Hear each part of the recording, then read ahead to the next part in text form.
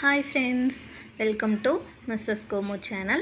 நம்ம சேனலில் pregnancy tips பற்றி பார்த்துட்ருக்கோம். நம்மளோட ப்ரெக்னென்சி டைமில் அதாவது 3 ட்ரைமஸ்டர்லேயும் என்ன சாப்பிடணும் என்ன சாப்பிடக்கூடாது அப்படிங்கிற டிப்ஸ் எல்லாம் பார்த்துட்ருக்கோம். வேறு ஏதாவது ப்ரெக்னென்சி ரிலேட்டட் டவுட்ஸ் ஏதாவது இருந்ததுன்னா அதையும் கமெண்ட்டில் கேளுங்க. எனக்கு தெரிஞ்ச டிப்ஸ் எல்லாமே நான் சொல்கிறேன்.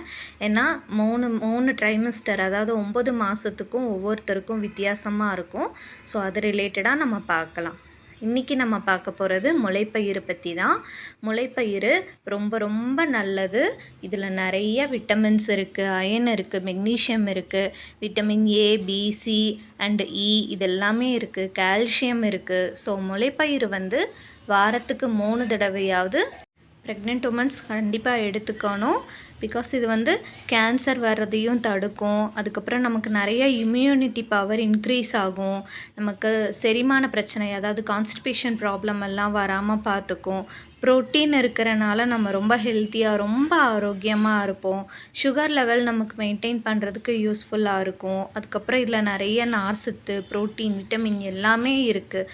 இதனால் ஹார்ட் சம்மந்தமான ப்ராப்ளம்ஸ் வராமல் இருக்கும்.